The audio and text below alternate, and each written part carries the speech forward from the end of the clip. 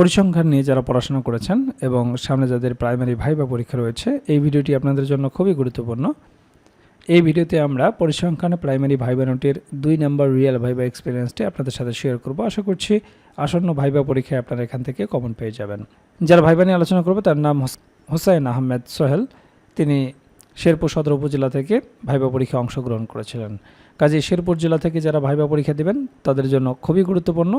সেই সাথে বাংলাদেশের অন্যান্য জেলা থেকে যারা প্রাইমারি ভাইবা পরীক্ষায় অংশগ্রহণ করবেন এবং পরিসংখ্যান নিয়ে যারা পড়াশোনা করেছেন তাদের জন্য সমান গুরুত্বপূর্ণ। তো প্রথমে আমি সালাম দিয়ে অনুমতি চাইলাম, স্যার আসতে পারি। ডিপিএস স্যার বললেন আসুন, বসুন। পিটিআই স্যার বললেন কোথায় পড়াশোনা করেছেন? বললাম চট্টগ্রাম বিশ্ববিদ্যালয়। পিটিআই স্যার বললেন চবি কোন উপজেলায় অবস্থিত? আমি বললাম। এক্সটার্নাল স্যার আমাকে জিজ্ঞেস করলেন চুয়েট কোন উপজেলায় অবস্থিত? আমি বললাম সরি স্যার, ঠিক মনে করতে পারছি না। এবার ডিপিও স্যার আমাকে বললেন কোন বিষয় নিয়ে পড়াশোনা করেছেন?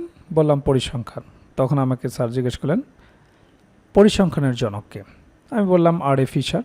স্যার জিজ্ঞেস করলেন পরিসংখ্যানের সাথে গণিতের সম্পর্ক কী? তো আমরা এর উত্তর নোটে সংযোজন করে দিয়েছি, আপনারা দেখতে পারেন। বলতে পারেন y=mx + c হচ্ছে একটি সরলরেখার গাণিতিক সমীকরণ, যেখানে x y হচ্ছে চলক, m হচ্ছে ঢাল এবং c হচ্ছে ধ্রুবক। এগুলো আমরা জানি। অন্যদিকে y=mx + e হচ্ছে রৈখিক পরিসংখ্যানিক অথবা সংশ্লেষণ সমীকরণ, যেখানে x হচ্ছে স্বাধীন চলক, y হচ্ছে অধীন চলক, আর m হচ্ছে সংশ্লেষণ সহগ এবং e হচ্ছে এরর টার্ম। গণিতের c কেবলই একটা সংখ্যা প্রকাশ করে, যার কোনো তাৎপর্য নেই। কিন্তু পরিসংখ্যানে আপনার কাজ হচ্ছে 5% লেভেল অফ সিগনিফিক্যান্স ধরে কে মিনিমাইজ করা। এই কে মিনিমাইজ করতে গিয়েই স্থান এবং কাল ভেদে পরিসংখ্যানের জ্ঞান কাজে লাগানো হয়। এর মানের উপর টেস্ট অফ হাইপোথিসিস চালনা করা যায়, যেখানে সি কেবলই একটি ধ্রুবক। গণিত কিছুটা তাত্ত্বিক, কিন্তু পরিসংখ্যান এদিক থেকে পুরোটাই প্রায়োগিক। সুন্দর করে আপনি এই প্রশ্নের উত্তরটা দেবেন। ডিপিএস স্যার জিজ্ঞেস করলেন পরিসংখ্যানের জ্ঞান কিভাবে প্রাথমিকে কাজে লাগাবেন? এটি হচ্ছে সবচেয়ে গুরুত্বপূর্ণ প্রশ্ন। এই প্রশ্নটি যারা পরিসংখ্যান থেকে ভাইবা দিবেন আপনাদেরকে অবশ্যই জিজ্ঞেস করবে যে পরিসংখ্যানের জ্ঞান কিভাবে আপনি প্রাথমিকে কাজে লাগাবেন, কেন আপনি প্রাথমিকে শিক্ষক হতে চান। তো উত্তরে বলতে পারেন পরিসংখ্যান ব্যবহার করে শিক্ষার্থীদের দুর্বলতা চিহ্নিত করতে পারে এবং সেই অনুযায়ী শিক্ষণ পদ্ধতি ও কৌশল পরিবর্তন করে পাঠদান দিতে পারব। পরীক্ষার ফলাফল, হোমওয়ার্ক এবং অন্যান্য মূল্যায়ন থেকে প্রাপ্ত তথ্য পরিসংখ্যানের মাধ্যমে বিশ্লেষণ করে শিক্ষার্থীদের গ্রেডিং এবং অগ্রগতি মূল্যায়ন করতে পারব। এছাড়াও গণিত বিষয়গুলো সহজভাবে শিক্ষার্থীদের কাছে তুলে ধরতে পারব। এছাড়াও আপনি এখানে অনেক বিষয় অবতারণা করতে পারেন। অফিসিয়াল অনেক কাজকর্মে আপনার পরিসংখ্যানিক জ্ঞান কাজে লাগবে, কারণ প্রাইমারিতে আপনাকে শিক্ষকতার পাশাপাশি আরও অন্য অনেক বিষয় নিয়ে কাজ করতে হয়। এখানে শিশু জরিপ করতে হয়, অফিসিয়াল কিছু বিষয় থাকে যেগুলোতে আপনি পরিসংখ্যানের স্টুডেন্ট হিসেবে সেখানে আপনার অর্জিত জ্ঞান কাজে লাগানোর যথেষ্ট সুযোগ রয়েছে। এরপর পিটিআই সুপার স্যার জিজ্ঞেস করলেন প্রাথমিকের কোন বইয়ে পরিসংখ্যান রিলেটেড অধ্যায় আছে? বললাম পঞ্চম শ্রেণীর গণিত বই। তবে যদি আপনারা ভালো করে দেখেন প্রাথমিকের বই একেবারে দ্বিতীয় শ্রেণী থেকে শুরু করে পরিসংখ্যান রিলেটেড কনসেপ্টগুলো দেওয়া হয়েছে। দ্বিতীয় শ্রেণীতে উপাত্ত নামক একটা চ্যাপ্টার রয়েছে। দ্বিতীয় শ্রেণীতে যদি পরিসংখ্যান রিলেটেড কিছু বিষয় থাকে তাহলে অবশ্যই তৃতীয় শ্রেণীতে আছে, চতুর্থ শ্রেণীতে আছে এবং পঞ্চম শ্রেণীতেও আছে। তো আপনারা এক্ষেত্রে বলতে পারেন পরিসংখ্যান রিলেটেড বিষয়গুলো একেবারে প্রাথমিকের দ্বিতীয় শ্রেণী থেকে শুরু করে পঞ্চম শ্রেণী পর্যন্ত দেওয়া রয়েছে। পিটিআই স্যার একবার জিজ্ঞেস করলেন আদমশুমারির বর্তমান নাম কি? কোন অধিদপ্তরে এটা পরিচালনা করেন? তাই আমি বললাম জনশুমারি ও গৃহগণনা। এটি পরিকল্পনা মন্ত্রণালয়ের অধীন বাংলাদেশ পরিসংখ্যান ব্যুরো দ্বারা পরিচালিত হয়।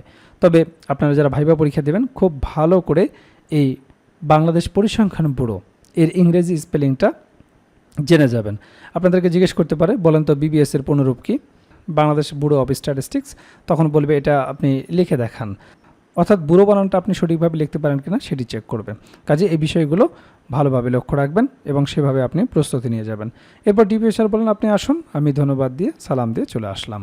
তো আপনারা দেখলেন ভাইবা বোর্ডে কী ধরনের প্রশ্নগুলো জিজ্ঞেস করা হয়, কোন কোন বিষয় থেকে প্রশ্ন জিজ্ঞেস করা হয়। আর এই বিষয়গুলো নিয়েই আমরা তৈরি করেছি প্রাইমারি ভাইবার জন্য কমপ্লিট একটা প্যাকেজ, যে প্যাকেজে আপনার বিষয়ভিত্তিক ভাইবা প্রশ্নোত্তর থাকবে, একেবারে রিয়েল ভাইবার আলোকে বিষয়ভিত্তিক নোটটি তৈরি করা হয়েছে। এছাড়াও আপনারা জানেন যে ডিপার্টমেন্টে আপনি ভাইবা দিতে যাবেন সেই ডিপার্টমেন্ট সম্পর্কে অবশ্যই আপনাকে প্রশ্ন জিজ্ঞেস করতে পারে। তো সেই বিষয় সম্পর্কে একটা ভাইবা নোট থাকবে, প্রাইমারি সম্পর্কিত একটা ভাইবা নোট থাকবে। প্রাইমারি ভাইবাই অবশ্যই আপনাকে অনুবাদ জিজ্ঞেস করবে, অনুবাদের উপর একটা ভাইবা নোট থাকবে। যেগুলো প্র্যাকটিস করে গেলেই যথেষ্ট।